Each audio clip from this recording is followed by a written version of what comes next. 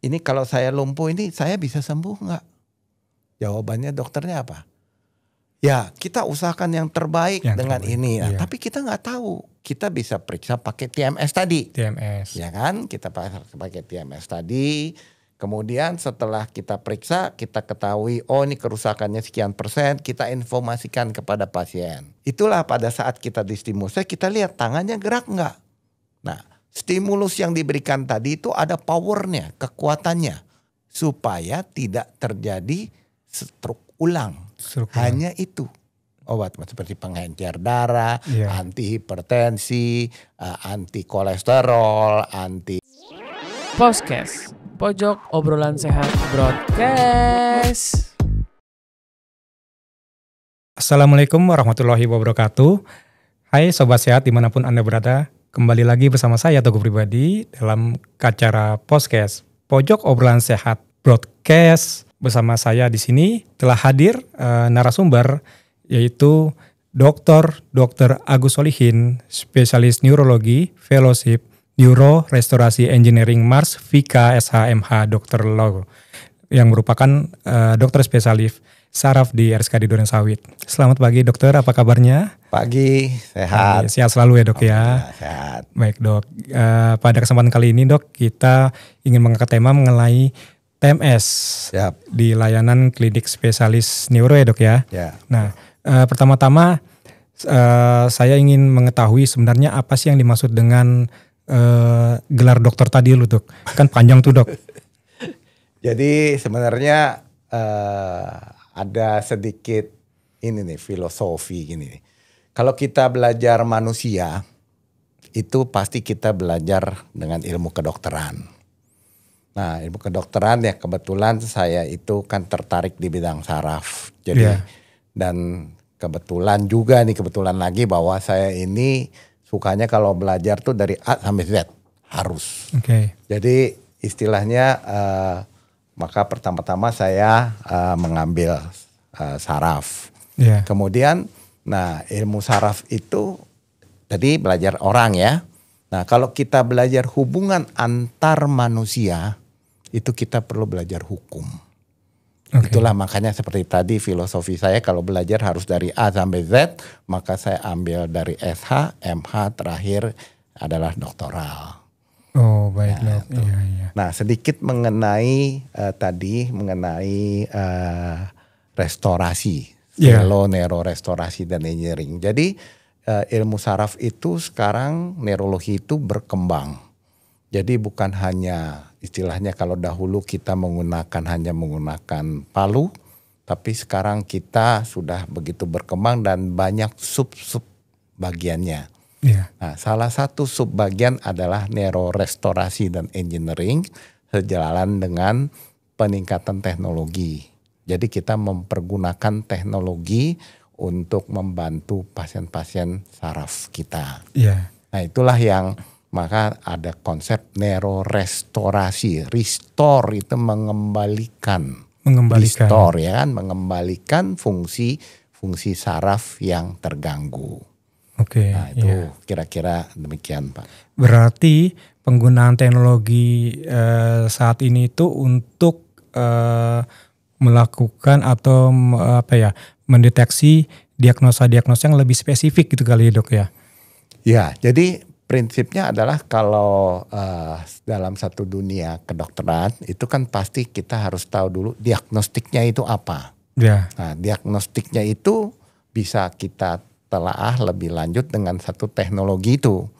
Nah salah satu yang kita pakai di bagian neurorestorasi itu adalah satu QEG, kuantitatif elektroencephalografi. Nanti kita jelaskan. Yang kedua adalah yang menjadi topik mungkin ya kita yang sekarang lagi tren itu adalah TMS atau kepanjangan dari transkranial, trans itu melalui, kranial itu tulang kepala, magnetik itu magnet stimulation. Jadi transkranial magnetic stimulation. Jadi stimulasi magnet melalui tulang kranial atau tulang tengkorak. Nah, transcranial magnetic stimulation itu ada dua fungsi. Tadi kita bicara masalah tadi Bapak bilang masalah diagnostik. Jadi itu bisa dipakai untuk diagnostik, bisa kita pakai juga untuk terapeutik. Nah, kalau untuk terapeutik ada R kecil di depan TMS tadi. Iya. Kepanjangan dari repetitive transcranial magnetic stimulation. Artinya apa? Repetitif itu diulang-ulang. Ya. Jadi ketika untuk terapeutik istilahnya menjadi RTMS. Kalau TMS adalah untuk diagnostik. Ya. Demikian. Nah, layanan TMS itu sendiri, Dok, kan selama ini kalau dokter mengatakan itu ada di klinik neurorestorasi. Masyarakat kan taunya selama ini adanya klinik syaraf, Dok. Nah, klinik neurorestorasi ini apakah memang di bawah klinik spesialis syaraf atau berdiri sendiri terpisah, Dok? Seperti itu. Baik. Jadi seperti yang sudah saya jelaskan tadi bahwa neurologi itu berkembang. Iya. Nah, jadi khususnya di rumah sakit Durensawit kita ini, jadi ada neurologi secara umum. Jadi pasien-pasien yang neurologi itu datang ke bagian neurologi. Kemudian, pasien-pasien yang memerlukan satu tindakan khusus, pasien-pasien neurologi itu di-refer atau dikonsulkan ke bagian neurorestorasi dan engineering. Emang di samping itu kita juga di sini mempunyai neurobehavior. Ya, untuk pasien-pasien demensia misalnya. Nah, jadi itu merupakan sub ataupun bagian dari bagian neurologi yang khusus untuk merestore tadi. Gitu. Ya. Dan kemudian kalau dikatakan diagnosa yang khusus, maka pasien-pasien seperti apa yang akan dirujuk ke klinik neurorestorasi ini, Dok? Baik. Jadi pada prinsipnya hampir seluruh penyakit-penyakit neurologi itu bisa ditangani karena sifatnya tadi merestore. Ya, ke bagian neurorestorasi. Iya. Nah, jadi misalnya yang terkenal kan misalnya stroke yang lagi tren tuh, stroke gitu. Kemudian bisa juga Parkinson. Parkinson. Kemudian banyak lagi misalnya gangguan tidur, sakit kepala, kemudian termasuk misalnya bukan hanya orang dewasa loh, anak-anak juga misalnya ADHD, autis. Nah itu beberapa itu bisa memang kita untuk menangani kasus-kasus itu di neurorestorasi khususnya menggunakan tadi teknologi yang disebut TMS tadi. Ya. Dan TMS itu tadi ada dua, Dok, ya disebutkan ya. TMS dan diagnostik dan untuk terapeutik. Gitu. Secara umum pasien-pasien yang dilakukan layanan TMS ini, apakah memang tahapannya TMS dulu baru terapeutik atau memang tergantung diagnosa pasiennya, Dok? Jadi begini. Kan tadi ada spesifik tertentu ya. Jadi misalnya pasien yang dirujuk ke neurorestorasi tersebut, kita tentu prinsip kedokteran tentu pertama kita menerima dengan diagnostik. Nah, diagnostik itu adalah yang sebagai contoh misalnya kasus stroke. Kasus stroke itu kan orangnya lumpuh. Nah, manfaat dari diagnostik TMS itu adalah untuk mengetahui seberapa besar kerusakan dari ada yang namanya traktus kortikospinal. Traktus itu adalah kabel saraf dari pusatnya di bagian motor otak sampai ke misalnya tangan, kaki. Nah, itu dengan TMS itu kita bisa mengetahui berapa besar kerusakannya. Sehingga ketika ada pasien itu bertanya misalnya, "Dok, ini kalau saya lumpuh ini saya bisa sembuh nggak?" Jawabannya dokternya apa? Ya, kita usahakan yang terbaik dengan ini. Nah, tapi kita nggak tahu. Tahunya dari mana kalau kita bisa pulih atau tidak? Harus ada indikatornya. Nah, indikator atau objektivitasnya apa? Nah, objektif itu bisa kita periksa dengan TMS tadi. Kalau kerusakannya misalnya nanti kalau kita stimulus dengan 100%, sudah tidak bisa gerak sama sekali. Yeah. Nah, kemungkinan untuk kembali bagaimana? Kecil.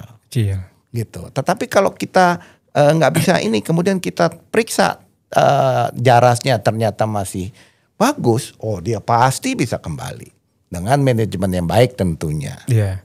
Gitu. Selama ini sebagian besar pasien yang datang dengan diagnosa seperti apa, Dok? Jadi yang banyak itu adalah untuk TMS ya. Yeah. Saya tadi lupa memberitahu bahwa selain TMS ada istilah PMS. PMS itu adalah peripheral magnetic stimulation. Iya. Nah, kita bicara tadi sebelum masuk ke PMS, tadi kita bicara pasien-pasien tadi yang stroke tadi ya. Iya.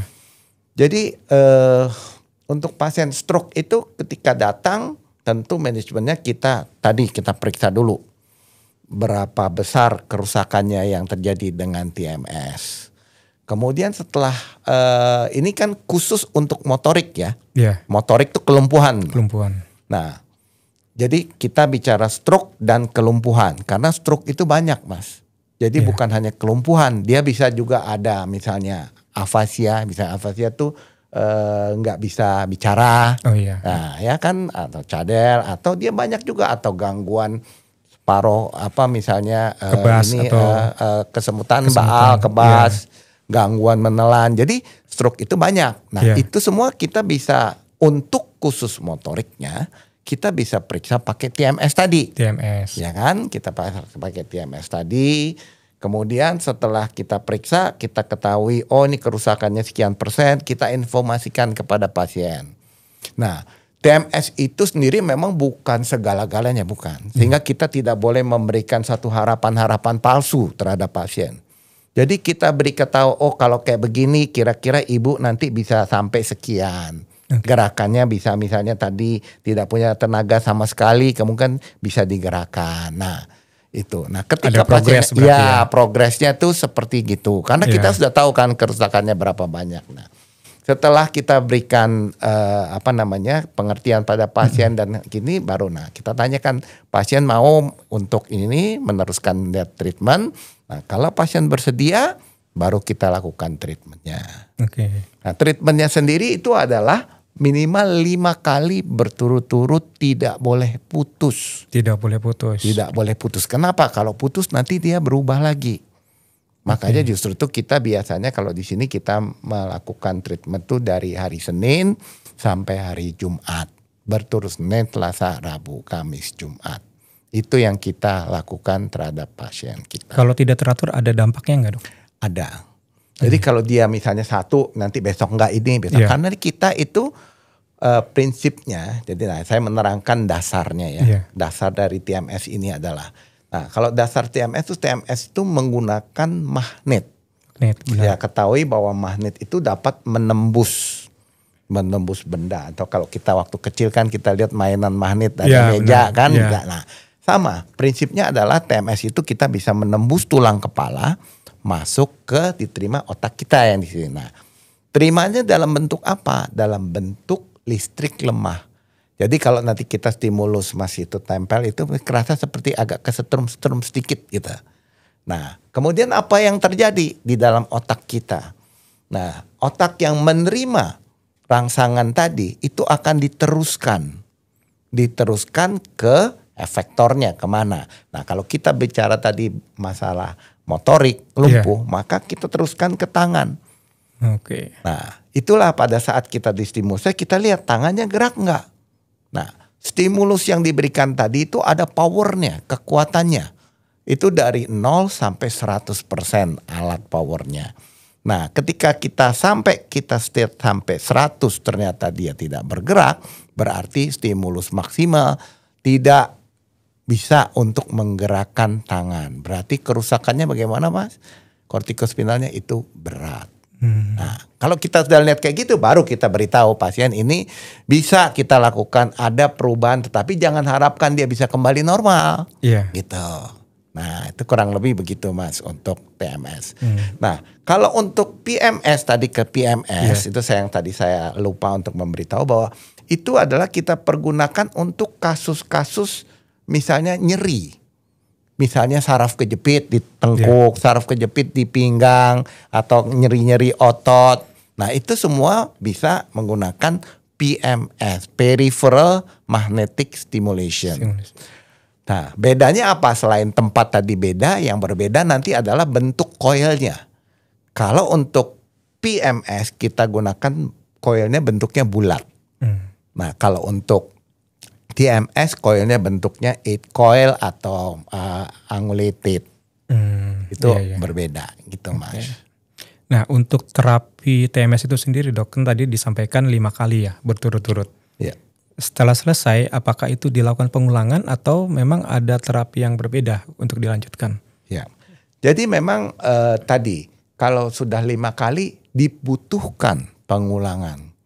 Karena tadi proses perbaikan ketika stimulus tadi itu menggunakan teori yang namanya neuroplastisitas. Neuroplastisitas adalah kemampuan dari saraf untuk bertumbuh, plastik bertumbuh. Nah, jadi kalau misalnya kita kasih 5 kali itu hanya merupakan dia hanya berefek. Dia berefeknya kalau menurut penelitian itu 2 minggu. Nah, itulah makanya nanti ada pengulangan lagi. Pengulangan lagi. Ya, untuk kita lakukan istilah saya booster. Oke. Ya. Sebagian besar sampai berapa lama dok? Biasanya saya menggunakan 5 kali. Jadi 5 fase. Jadi cuma dengan satu waktu yang lebih lama. Misalnya 1 minggu, 2 minggu, 3 minggu, 4 minggu, 5 minggu. Nah setelah 5 minggu itu kita biasanya pasien sudah otomatis bagus atau kita sudah mendapatkan satu hasil yang maksimal. Oke. Gitu. Itu berapa persen kira-kira dok kalau yang maksimal itu? Nah itu tergantung. Kalau berdasarkan pengalaman saya yang di sini, yang di rumah sakit saya itu rata-rata baik ya. Karena kebetulan saya selain menangani kasus pasien-pasien saraf, juga beberapa sejawat ada yang mengirim dari luar maupun dari ini, ada yang mengirim kasus pasien psikiatri. Oke. Ya itu. Dan biasanya tuh kalau kasus pasien saraf bagus, terutama yang terlihat benar-benar bagus itu demensia. Oh iya, demensia ya. Demensia itu benar-benar bahwa ada beberapa mungkin nanti bisa ditampilkan bahwa ada pasien yang tadinya nggak bisa apa-apa sama sekali. Sekarang sudah balik kembali normal, sudah bisa bicara yang bagus. Itu. Ya kalau demensia itu kan kita tahu di lanjut usia tuh dok. Ya. Kebanyakan ya, apakah itu juga terdampak pada usia-usia produktif gitu dok? Bisa Jadi juga dok. Bukan demensia itu kan banyak itunya, banyak tipenya. Dan bukan semua pada saat demensia pada usia lanjut. Ada, usia produktif juga ada. Oh gitu ya dok. Ada pasien saya dosen itu bahkan tadinya di perusahaan gitu bekerja nggak bisa apa-apa, istrinya bingung. Sekarang sudah bisa nyetir mobil, sudah ini sendiri. Jadi bukan sekedar hanya simptomatik, jadi sudah kembali. Iya. Gitu. Kemudian untuk layanan tindakan TMS ini apakah juga pasien membutuhkan konsumsi obat yang diresepkan dari dokter gitu dok? Baik. Jadi sejauh ini FDA, jadi gini sejarahnya TMS itu kan sebenarnya tahun 2007 atau 2008 itu baru di-proof oleh FDA. Untuk kasus apa? Untuk kasus depresi major depresi yang tidak bisa sembuh dengan obat-obatan. Nah, baru itu TMS di-proof oleh, sekarang sih sudah banyak. Termasuk salah satunya pain, stroke, itu sudah mulai di FDA sudah ada klasifikasinya. Nah, jadi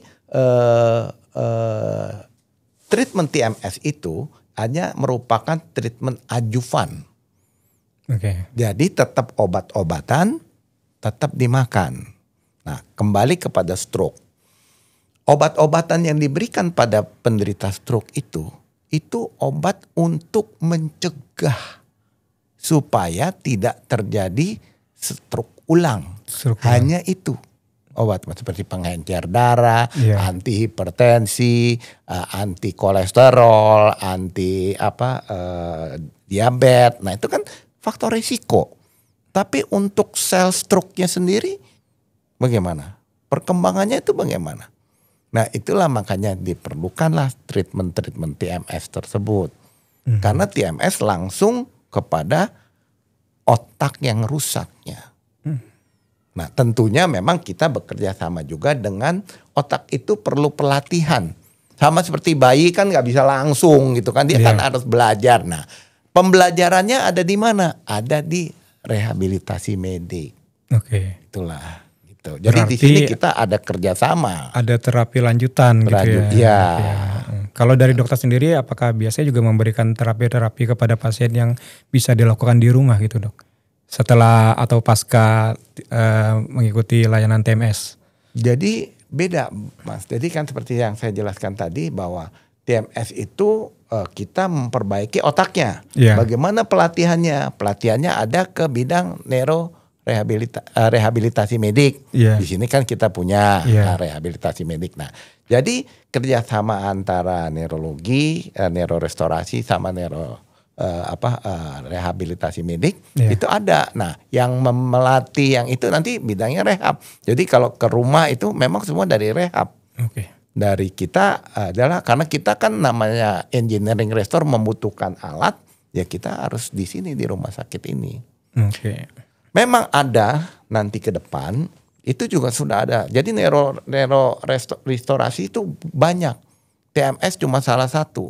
Nanti ada TDCS itu pakai ini. Kemudian ada BASS, Brain Audio Stimulation System, itu melalui audio. Nah itu yang nanti bisa kita berikan ke rumah. Selama ini kalau di beberapa tempat lain itu ya kita menggunakan itu. Jadi misalnya ada kasus, saya pernah menangani salah satu kasus ensefalitis anak, dia nggak bangun, kemudian nggak mungkin semuanya itu dilakukan TMS. Karena kalau ensefalitis salah satu saya lupa memberitahu kontraindikasi TMS adalah bukannya kejang ya remaja itu, tapi yang utama adalah infeksi. Ya, kasus infeksi tidak boleh distimulus karena nanti dia mau kemana-mana, infeksinya menyebar kan.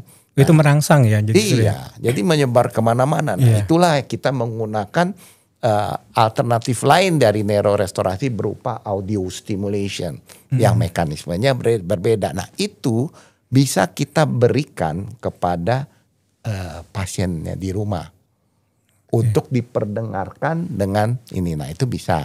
Tapi nanti mungkin soon di rumah sakit ini akan ada. Baik dok, terima kasih banyak ya dok, penjelasan ini benar-benar lengkap dari dokter Agus ya. Terakhir dok, mungkin ada pesan dari dokter Agus buat masyarakat yang mungkin mengalami atau keluarganya ada yang mengalami stroke, kemudian tidak sempat berobat lagi, apa yang harus dilakukan? Apakah memang bisa datang konsultasi ke dokter Agus di klinik neurorestorasi ini? Seperti itu dok. Baik, terima kasih mas. Jadi untuk pesan saya untuk masyarakat memang yang membutuhkan tadi untuk kasus-kasus yang sudah dibahas bisa datang ke bagian neurologi untuk dikonsultasikan. Nah kalau memerlukan neurorestorasi itu bisa dikonsulkan langsung ke neurorestorasi untuk kita upayakan untuk penyembuhan. Memang ada salah satu nih pesan saya yang menjadi ganjalan ini nih di hati saya ini, bahwa neurorestorasi itu tidak dijamin oleh BPJS selama ini. Jadi itu masih istilahnya fee for service. Jadi masih masyarakat harus membayar. Tetapi kami di Rumah Sakit Durensawit ini mengusahakan seminimal mungkin agar tidak menjadi beban jadi dari masyarakat. Ya tentu harapan kami apabila neurorestorasi ini bisa dijamin oleh BPJS, tentu lebih banyak lagi masyarakat yang akan tertolong. Mudah-mudahan ya dok ya, dari BPJS Kesehatan nanti bisa mengcover layanan TMS ya. Terima kasih. Ya baik dok, nanti kira-kira hari apa aja dokter prakteknya supaya masyarakat bisa datang? Saya kalau untuk menerima konsultasi BPJS Senin dan Kamis. Senin dan Kamis ya, pagi. Kalau untuk neurorestorasinya sendiri, konsultasinya umum itu setiap hari Senin sampai Jumat. Setiap hari Senin sampai dengan Jumat ada ya? Bisa, ya. Itu baik. Untuk khusus neurorestorasi. Neurorestorasi ya. Baik Dokter Agus, terima kasih sekali ya Dok ya atas penjelasannya, sudah berkenan hadir di podcast kami. Semoga masyarakat dan sobat sehat semua dimanapun Anda berada bisa mengambil informasi yang bermanfaat dari Dokter Agus ya, dan mungkin juga bisa memberikan informasi kepada keluarga atau kerabat yang mungkin mengalami kondisi stroke seperti itu ya Dok ya.